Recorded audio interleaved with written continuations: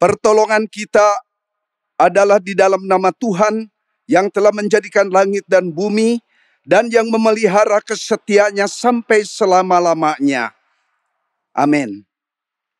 Bapa di dalam sorga, terima kasih untuk waktu dan kesempatan di mana kembali kami masuk dalam ibadah.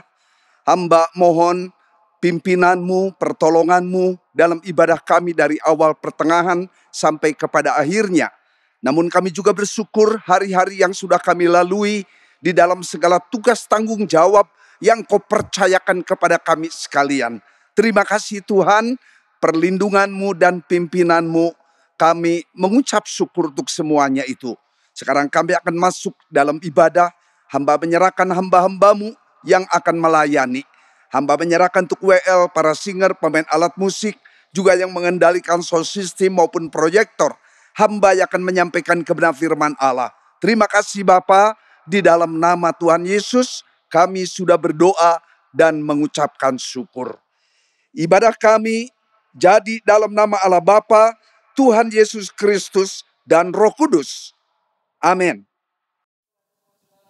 Ya, puji Tuhan. Bapak, Ibu, Saudara, saya percaya saat ini kita datang di tempat ini. Bapak, Ibu, Saudara sudah merasakan betapa baiknya Tuhan.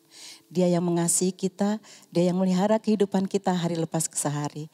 Mari kita nyatakan syukur kita kepada Tuhan. Kecaplah dan lihatlah betapa baiknya Tuhan. Amin.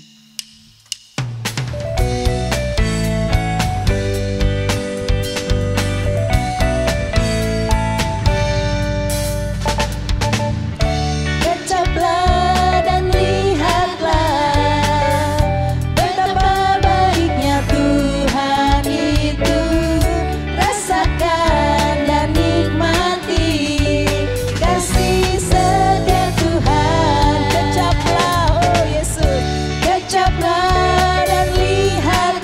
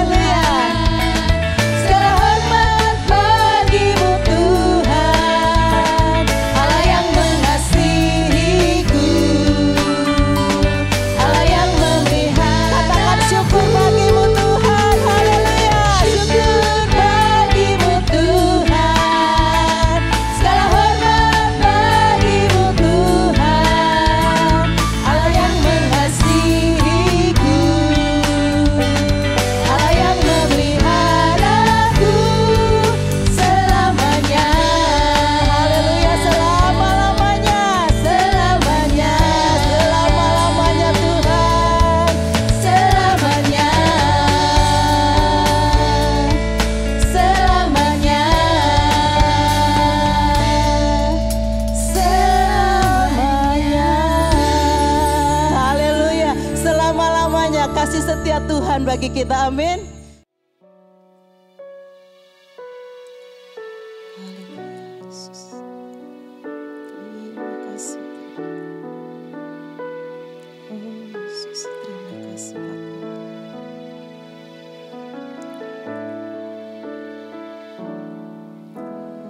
Kemanakah aku dapat pergi, menjauhi roh-Mu yang suci, Kau sahabat.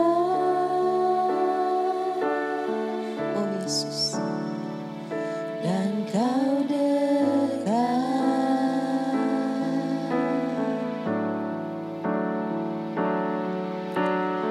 Akan seluruh pengabdianku, tak bisa membalas kesetiaan-Mu, sungguh mulia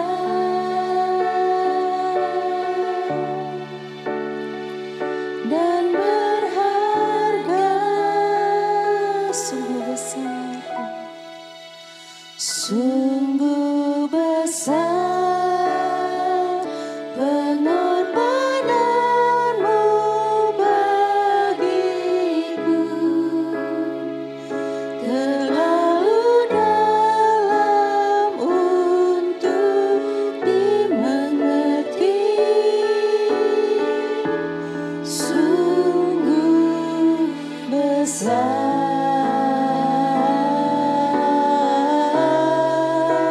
sungguh indah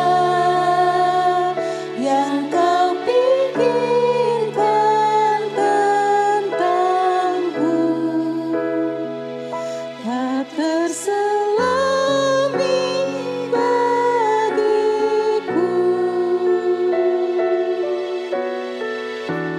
sungguh indah. Haleluya Yesus. Bahkan seluruh pengabdianku Tuhan tak bisa membalasnya. Bahkan seluruh pengabdianku tak bisa membalas kesetiaan-Mu, sungguh mulia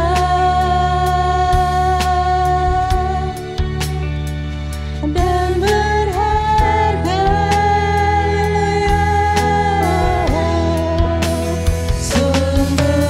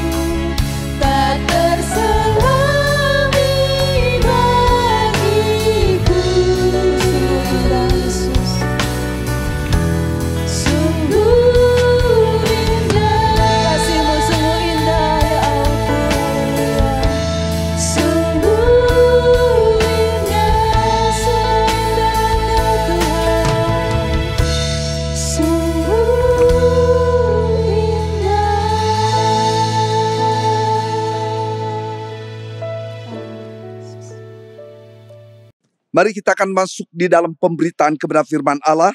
Kita akan berdoa. Allah Bapa di dalam sorga yang kami puji dalam pribadi Tuhan Yesus Kristus. Sekarang tiba saatnya kami akan masuk dalam pemberitaan kebenaran firman Allah. Hamba mohon urapan berkat-Mu turun kepada kami sekalian. Baik hamba yang akan berkata-kata maupun Bapak Ibu Saudara yang akan mendengarkan kebenaran firman Allah. Kami mohon urapan berkat-Mu turun atas kami, supaya kami tidak cukup menjadi pendengar yang baik saja. Kami mau menjadi pelaku-pelaku firman Allah.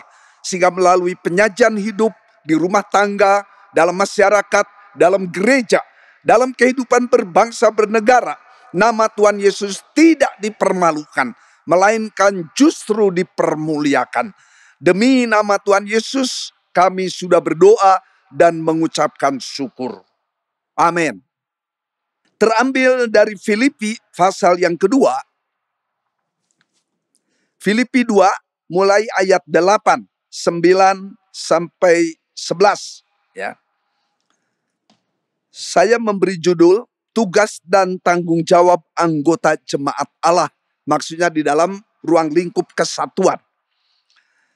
Filipi 2 ayat 8.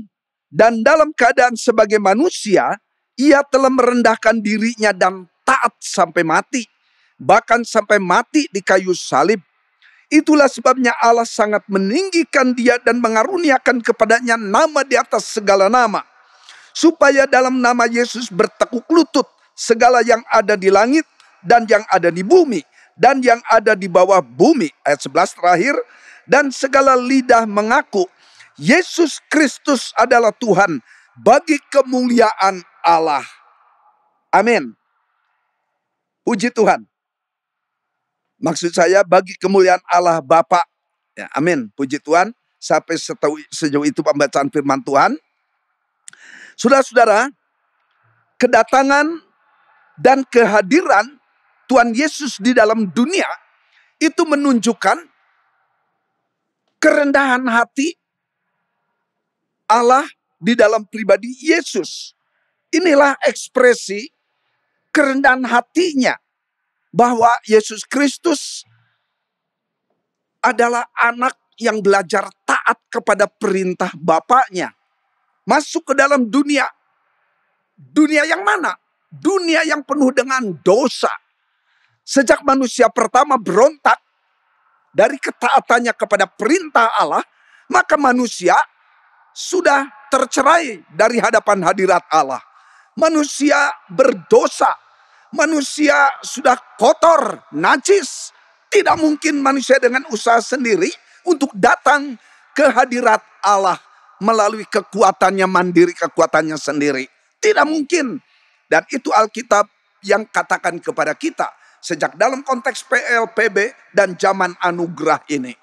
Tetapi puji kepada Tuhan, ayat yang kita baca tadi menunjukkan kepada kita bahwa Yesus Kristus datang ke dalam dunia untuk mencari, untuk mengejar manusia dengan kasih-Nya. Oh, ini hal yang luar biasa. Berapa banyak di antara kita berasal dari keluarga non-Kristen, termasuk saya sendiri. Ya, berasal dari keluarga yang bukan keluarga Kristen. Makanya saya mengucap syukur apabila satu hari saya menerima Dia sebagai Tuhan Juru Selamat pribadi. Oh, itu sudah puluhan tahun yang lalu. Dan saya mengucap syukur untuk pertumbuhan kehidupan rohani yang Tuhan anugerahkan. Oleh karena itu, mari kita belajar dari kehidupan pribadi Yesus yang adalah Tuhan Juru Selamat umat manusia, generasi ke generasi. Yang di dalam Ibrani 1 ayat 1, bahwa kasih Allah itu diwujudkan, bahwa Allah mengutus para nabi untuk kembali membawa manusia ke hadirat Allah. Tapi manusia mengeraskan hatinya, ia tidak mau. Sampai kemudian pada zaman akhir, kapan itu zaman akhir dimulai? Yaitu pada waktu Yesus tinggalkan sorga, datang ke dalam dunia. Sudah dimulai zaman akhir. Tetapi ternyata kita melihat di sini bahwa zaman akhir sudah dimulai waktu Yesus datang. Sampai sekarang sudah 2000 tahun itu berjalan. Belum Yesus datang kembali ke dalam dunia ini. Mengapa? Banyak orang katakan Allah tidak pegang janji. No, Allah pegang janji. Mengapa Yesus belum datang yang kedua kali? Karena Yesus masih rindu melihat ada suku bangsa boleh datang kepada dia. Makanya dikatakan nanti pada satu hari semua lutut bangsa itu akan bertekuk lutut dan semua lidah akan mengaku Yesus adalah Tuhan. Puji Tuhan. Dan itu akan terjadi. Tetapi ada orang yang percaya katakan Yesus adalah Tuhan, tapi ada orang yang di luar Tuhan katakan, dia benar-benar Tuhan, tapi tidak percaya karena apa? Terlambat. Itulah sebabnya Tuhan masih memberikan waktu dan kesempatan kepada umat manusia mendengar firman Allah, mendengar panggilan yang penuh kasih, mendengar pengakuan dari umat manusia, etnis maupun bangsa yang ada di dunia. Hal apa yang kita bisa belajar dari ayat tersebut di atas? Yaitu poin yang pertama, menunjukkan Yesus Kristus pribadi yang rendah hati. Rendah hati dimiliki oleh Yesus. Bagaimana Yesus menunjukkan kerendahan hatinya. Ia mau tinggalkan sorga yang penuh dengan kenyamanan, penuh dengan kemuliaan. Kalau Yesus tidak pay attention, tidak tidak memperhatikan manusia. Kalau Yesus katakan I don't care, saya tidak peduli. Oh tidak, itu bukan sifat ilahi. Sifat ilahi adalah menaruh perhatian kepada mereka yang dalam derita, dalam sengsara. Wah, saya bersyukur dalam suasana pandemi selama 2 tahun ini, hampir 2 tahun. Bagaimana gereja-gereja Tuhan, bagaimana yayasan-yayasan, lembaga-lembaga Kristen ditantang. Untuk apa? Melimpahkan kasih kepada mereka yang dalam penderitaan, yang dalam kesulitan, yang dalam kesedihan. Termasuk gereja kita punya seksi diakonia.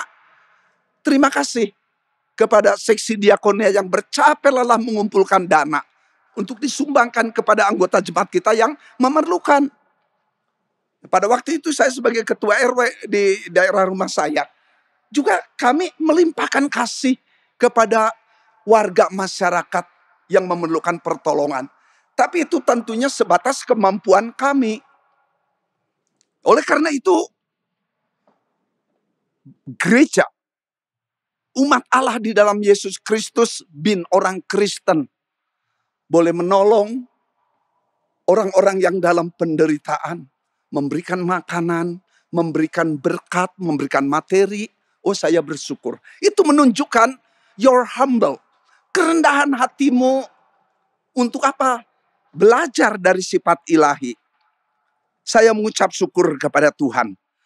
Makanya kehadiran Yesus dalam dunia ini dengan kerendahan hati merupakan prototipe, merupakan blueprint, merupakan satu contoh, satu teladan bagi umat Allah di berbagai tempat, di berbagai pelosok, baik kota kecil maupun kota besar, baik di pinggir pantai maupun yang ada di pedalaman, di gunung, di lembah.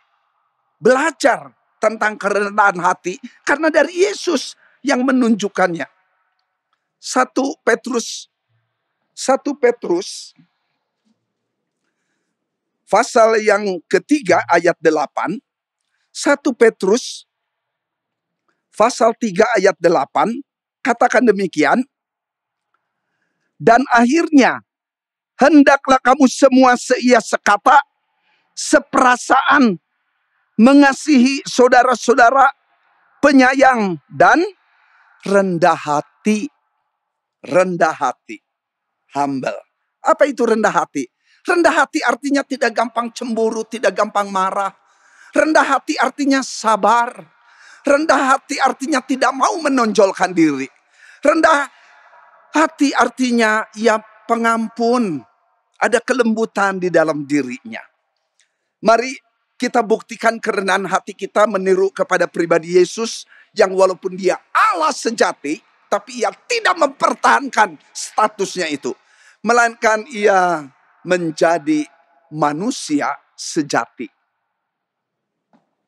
Dia sebagai human being, sebagai manusia adanya, mempunyai sifat ilahi, tapi ia juga mempunyai sifat manusia sejati. Ia bisa tertawa, hatinya senang. Ia bisa sedih, mengalirkan air mata karena hatinya penuh dengan duka. Ia bisa marah kalau bisa melihat hal-hal yang suci, yang kudus dipermainkan.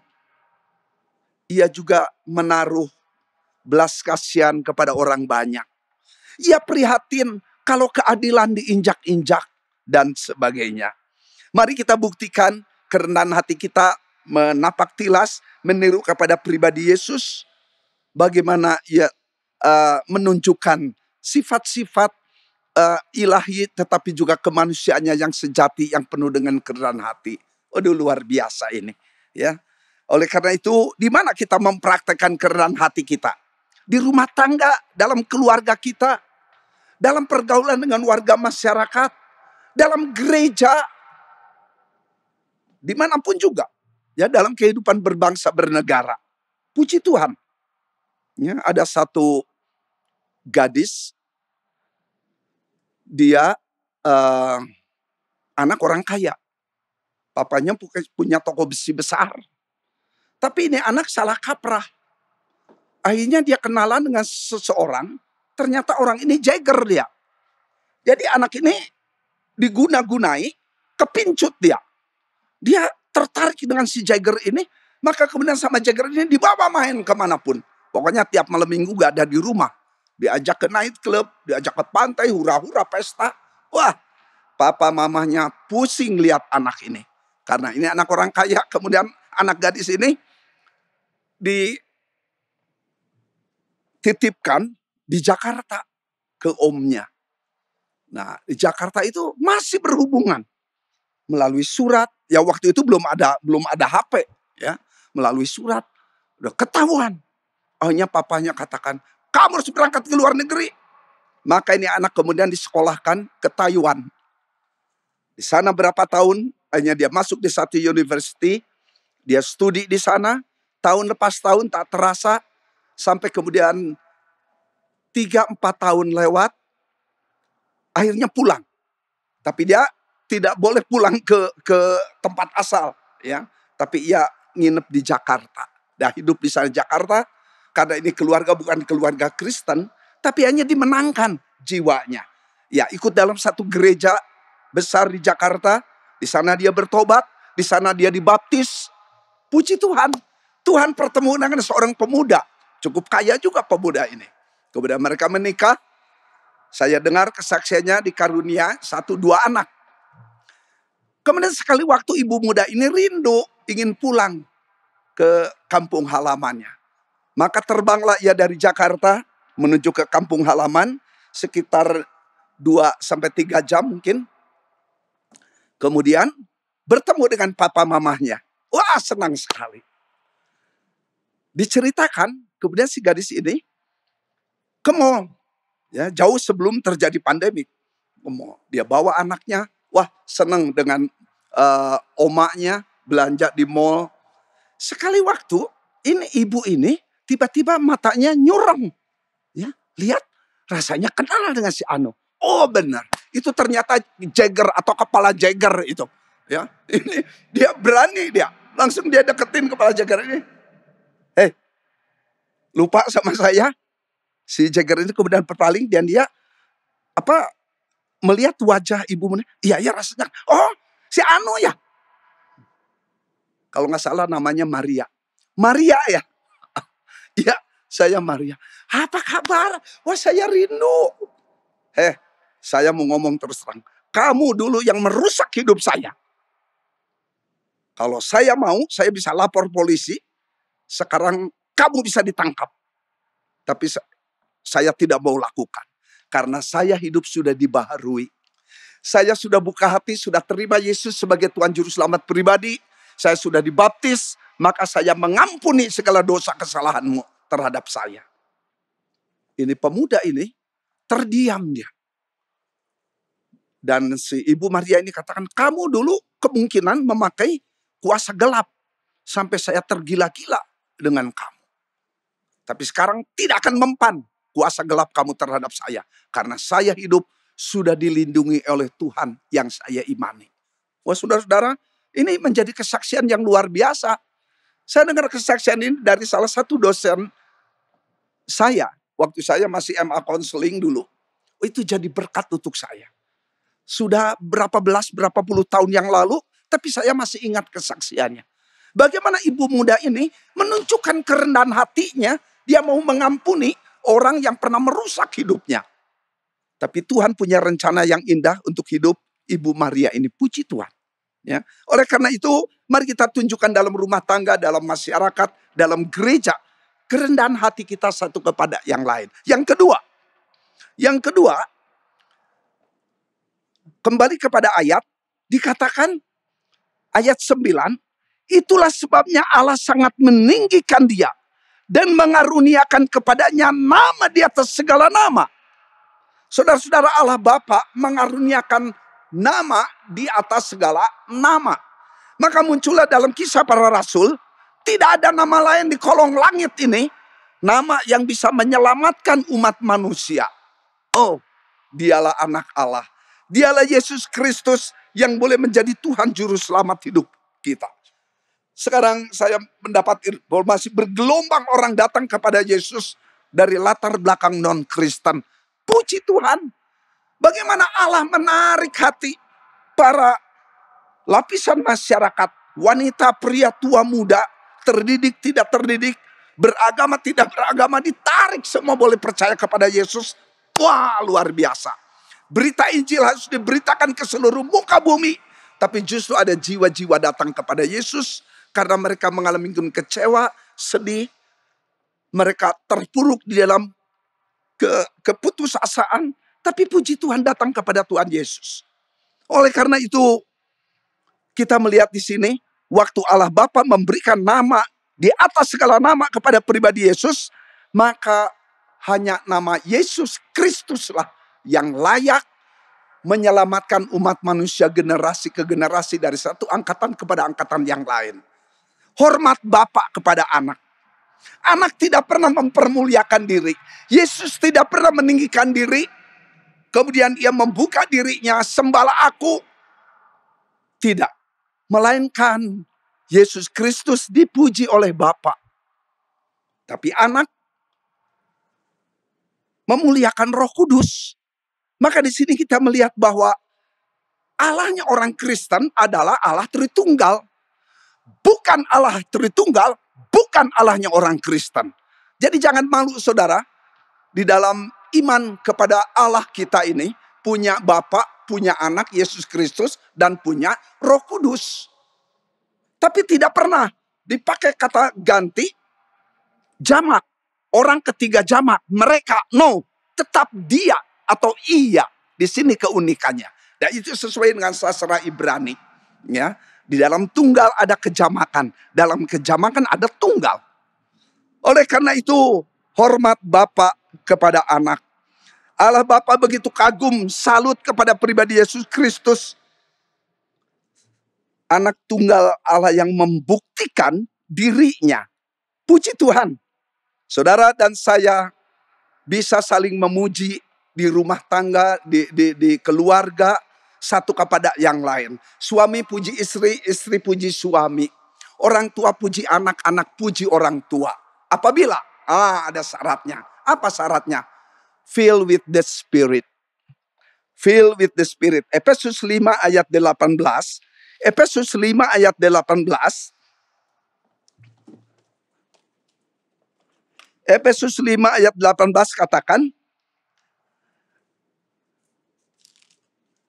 janganlah kamu mabuk oleh anggur, karena anggur menimbulkan hawa nafsu, tetapi hendaklah kamu penuh dengan roh, huruf besar rohnya.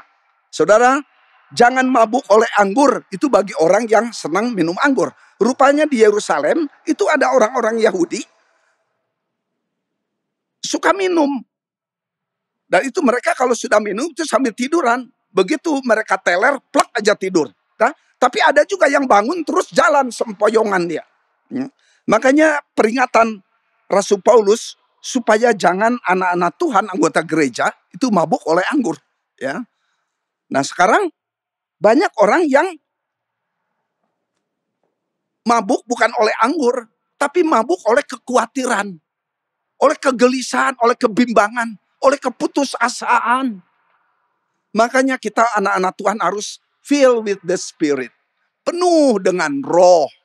Apabila kita penuh dengan roh, maka kita bisa saling memuji satu kepada yang lain.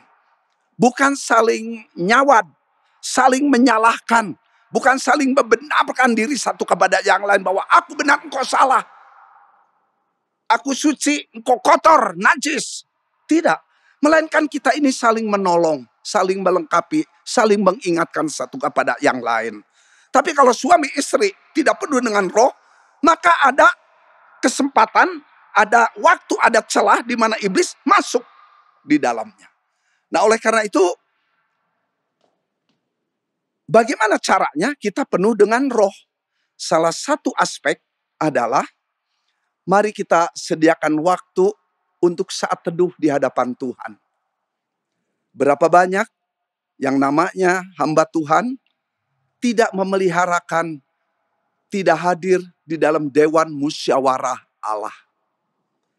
Tapi saya diajar di akademi di mana saya dulu diproses sebagai calon hamba Tuhan, peliharakan meditasi. Apa itu? Quiet time atau silent time. Tuhan memberikan waktu kepada kita 24 jam. Mungkin tidur dari jam 10 atau jam 11 atau jam 12. Bangun pagi. Berapa jam itu? Kurang lebih 8 jam tidur kita istirahat. Mungkin ada saatnya juga kurang karena ada pergumulan. Tapi saya senang dilatih. Dimanapun saya berada, kemanapun saya pergi. Waktu prioritas.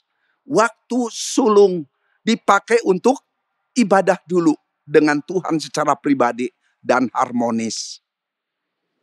Baca atau dengar, kemudian menaikkan doa. Untuk apa? Nah, saya ada kebiasaan berdoa untuk keluarga. Saya berdoa untuk istri, berdoa untuk anak, untuk mantu, untuk incu dekat maupun jauh. Untuk keluarga dekat maupun jauh. Untuk anggota jemaat di mana saya boleh melayani. Pagi hari itulah saya boleh belajar hadir dalam dewan musyawarah Allah. Di dalam Yeremia 23:18 itu disinggung dewan musyawarah Allah. Satu waktu yang prioritas, yang utama sebelum kita melakukan tugas tanggung jawab sepanjang hari itu. Selalu saya minta pimpinan Tuhan, oh Jesus give me your guidance.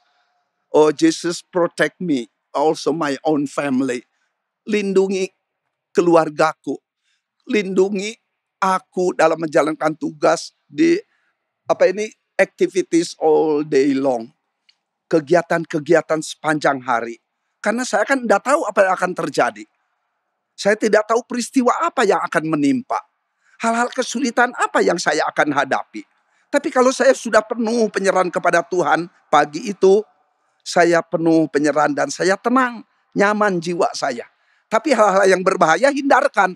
Seperti dalam suasana pandemi ini, saya tetap mempraktekkan prokes ini, protokol kesehatan. Kalau saya keluar dari rumah, selalu saya pasang masker, saya jauhi kerumunan orang, saya batasi kegiatan kalau tidak begitu perlu. Ya. Oleh karena itu, mari kita saling hormat di dalam rumah, dalam gereja, dalam masyarakat. Saya mengucap syukur di dalam hidup ini, kalau ada orang yang kehel, sebel kepada saya, biarlah itu hak mereka. Tapi saya utama pribadi, jangan ada kehel, jangan saya ada kesel, jangan saya ada sebel kepada orang lain. Tapi saya menyajikan hidup belajar dari pribadi Yesus yang disenangi orang. Bukan disenangi orang karena banyak barang bere gitu ya, memberi. Bukan. Ada saatnya saya juga ditantang untuk belajar memberi. Tapi itu hanya salah satu menunjukkan kerendahan hati yang keluar dari dasar hati. Ya, oleh karena itu Suami istri, orang tua dan anak, mari kita saling menghormati satu kepada yang lain. Sesuai dengan posisi dan fungsi di dalam keluarga, dalam rumah tangga. Hal yang ketiga, yang terakhir. Saling melengkapi. Terciptanya kesatuan di dalam keluarga, rumah tangga, dan dalam gereja apabila satu kepada yang lain bisa membuktikan kasihnya, perhatiannya. Merasa diri tidak bisa hidup sendiri. Kita memerlukan kehadiran orang lain. Saya dulu meyakini saya nggak bisa hidup sendiri. Saya memerlukan peranan kehadiran seorang istri. Makanya kemudian saya boleh berkenalan dengan gadis, dengan wanita. Sampai kemudian dari sekian banyak gadis di gereja, Tuhan rupanya siapkan neng cucu bagi saya pribadi ini. Ya, padahal ada yang lain. Tapi Tuhan juga memberikan logika kepada saya ini. Saya usia waktu itu sudah 30 lebih. Udah 34. Saya perlukan calon istri. Maka saya datang di hadapan Tuhan. Tadinya sih banyak syaratnya. Yang begini, yang begitu, yang begitu, yang begini. Tapi tambah waktu. Akhirnya memang berkurang itu. Sampai akhirnya udah gimana Tuhan sajalah. Tuhan memberi kepada hambamu yang pasti pilihan Tuhan. Puji Tuhan, Tuhan sediakan ibu cucu yang boleh kami hidup tak terasa sejak 85. Sudah 36 tahun kami lewati di dalam tugas tanggung jawab sebagai suami, sebagai istri, sebagai suami. Kami saling melengkapi, saling menolong, saling memperhatikan satu kepada yang lain. Puji Tuhan. Ya, oleh karena itu kalau ada perbedaan, itu logis lah, lumrah. Karena kami dilahirkan dari keluarga yang mempunyai habitual, itu perbedaan-perbedaan kebiasaan. Ya, saya biasa pergi tidur jam berapa, ibu cucu jam berapa. Saya biasa di keluarga makanan favorit apa ini, ibu cucu itu ada perbedaan. Tapi sejak kami bersama satu atap kami, maka kami menyesuaikan, beradaptasi satu kepada yang lain. Puji Tuhan. Ya. Doa Tuhan Yesus dalam Yohanes 17 ayat 21. Hendaklah mereka menjadi satu seperti kami satu. Aku dan Bapa. Itu doa syafaat Tuhan Yesus. Puji Tuhan. Ya.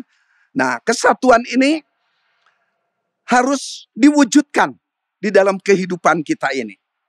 Jadi kalau kita punya ide, kita punya pikiran, kita punya pendapat, untuk memisahkan diri, itu bukan kehendak Tuhan. Kalau ada di antara Bapak, Ibu, Saudara yang ingin keluar dari gereja, itu bukan kehendak Tuhan, tapi kehendak yang lain. Maka saya bersyukur untuk Bapak, Ibu, pria, wanita, tua, muda, yang belajar setia dalam kehadiran di gereja, tetap menjadi anggota, walaupun tidak tiap minggu hadir.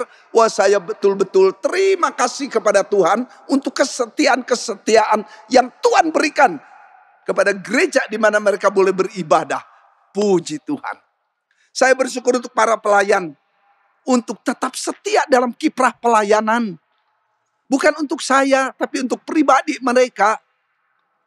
Karena cepat atau lambat, kita akan tinggalkan dunia, tinggalkan gereja, kembali ke hadirat Tuhan. Puji Tuhan. Ya, oleh karena itu, waspada segala bentuk ide, opinion atau gagasan, buah pikiran, mau bercerai antara suami dan istri, mau berpisah, mau memisahkan diri, bukan kehendak Tuhan. Melainkan itu kehendak diri sendiri atau kehendak iblis, kehendak setan yang ada di dalam diri kita ini. Ya, jangan, mari kita saling melengkapi, hidup satu kepada yang lain. Saya tidak bisa di sini memimpin pujian penyembahan. Di sini saya tidak bisa main alat musik. Tapi Tuhan sudah sediakan orang-orang yang bisa main alat musik, bisa memimpin pujian penyembahan, bisa menjadi singer, bisa yang mengendalikan sistem proyektor, bisa menyambut setiap tamu yang datang, dan sebagainya. Saya memerlukan majelis, saya memerlukan para pelayan. Supaya apa? Ibadah boleh terselenggara dengan baik. Puji Tuhan untuk para pelayan yang tetap setia menjalankan tugas tanggung jawab. Tapi ada juga pelayan-pelayan yang tidak setia. Tidak apa-apa, itu urusan Tuhan. Tapi kalau saya bertemu, saya ingin mengingatkan kepada mereka. Penutup dari firman Tuhan, kesatuan Allah Tritunggal menjadi dasar untuk kehidupan kita bersatu dalam gereja, dalam rumah tangga, dalam masyarakat yang majemuk. Ya, oleh karena itu, mari hati-hati segala bentuk roh atau suasana hawa yang ada ide-ide untuk mau bercerai memisahkan diri. Jangan kita melawan rencana dan kehendak Tuhan. Tapi mari kita tetap berjalan di dalam garis kehendak Allah. Puji Tuhan. Saya mengucap syukur kepada Tuhan untuk bahwa Yesus dalam kemanusiaannya telah merendahkan diri. Bahkan ia sampai mati di kayu salib. Puji Tuhan. Saudara, sekali waktu Bapak, Ibu, Saudara akan disambut oleh Allah. Marilah masuk ke dalam kesukaan Tuhanmu. Hei hambaku yang setia, dengan perkara kecil akan memberikan perkara besar, tanggung jawab besar kepadamu. Puji Tuhan. Firman Tuhan boleh menjadi berkat bagi kita sekalian. Amin. Mari kita tundukkan kepala, kita berdoa. Terima kasih Tuhan, akhir dari pemberitaan kebenaran firman Allah pada malam ini, pada hari ini, hamba menyerahkan semua di dalam pemeliharaan tangan-Mu. Yesus Kristus menjadi contoh yang baik, menjadi teladan bagi kami. Bagaimana Yesus tidak mempertahankan kenyamanan kemuliaannya di sorga, tapi ia berinkarnasi, ia menjelma menjadi manusia, ia hadir dalam dunia, ia menderita sampai ia mati di kayu salib. Kami belajar dari hakikat, dari sifat Yesus Kristus. Bagaimana Yesus membuktikan cinta kasih kepada manusia. Walaupun itu sudah kurang lebih 2000 tahun yang lalu. Tapi kuasa kebangkitannya boleh kami imani, kami alami. Terima kasih Tuhan, hamba menyerahkan untuk segenap anggota jemaat yang hadir dalam ibadah online ini. Hamba percaya Tuhan boleh memberkati Bapak Ibu sekalian. Hamba percaya Tuhan yang menolong tiap kesulitan yang dihadapi. Hamba menyerahkan semuanya di dalam tangan pemeliharaan. Para majelis, para pelayan, pria wanita, tua muda, hamba mohon perlindungan dan penyertaan-Mu turun atas mereka sekalian. Terima kasih Tuhan. Hamba juga tidak lupa berdoa untuk bangsa dan negara kami. Hamba berdoa untuk pemerintah NKRI di bawah kepemimpinan Presiden Jokowi yang sudah membuktikan sumpah jabatannya diekspresikan dalam bentuk program-program yang kami rakyat Indonesia boleh melihat bukti kejujuran dari Bapak Presiden kami. Hamba menyerahkan semua para menteri dalam tangan-Mu. Demikian juga para gubernur, wali kota, bupati yang tersebar di seluruh Nusantara. Hamba percaya Tuhan yang menolong tiap proyek-proyek yang dipimpin. Tuhan juga memberkati BUMN. Hindarkan dari para pejabat untuk bertindak memperkaya diri sendiri. Dan itu melanggar sumpah jabatan mereka. Terima kasih Tuhan. Hamba percaya Tuhan boleh memulihkan bangsa dan negara kami. Bahkan kami juga rindu Tuhan memulihkan dunia. Sehingga kehidupan sosial ekonomi boleh dipulihkan. Dan kami akan masuk dalam suasana normal. Seperti belum terjadi pandemik 2 tahun yang lalu. Terima kasih Bapak. Hamba menyerahkan untuk anggota jemaat yang rindu akan pekerjaan. Hamba menyerahkan untuk anggota jemaat yang berusaha dagang, yang bisnis. Dalam nama Yesus, hamba mohon berkat-Mu turun kepada mereka sekalian. Anak-anak kembali ke sekolah dengan aman, tapi tetap memfungsikan untuk 3M. Hamba percaya Tuhan yang memberkati. Terima kasih Bapak, berkati untuk GGP di seluruh Indonesia. Hamba menyerahkan semua di dalam tangan pimpinan-Mu. Demikian juga dalam menghadapi sidang raya yang pada bulan ini, akhir bulan, hamba menyerahkan dalam tangan-Mu untuk panitia, para peserta, demikian juga untuk para calon. Hamba menyerahkan untuk pendeta di Kiyo yang dicalonkan oleh Mada Jabar, yang didukung oleh mada-mada yang lain seluruh Indonesia. Hamba menyerahkan dalam tangan-Mu, kami mohon kehendak-Mu yang jadi dalam segala perkara. Demi nama Tuhan Yesus, kami sudah berdoa dan mengucapkan syukur.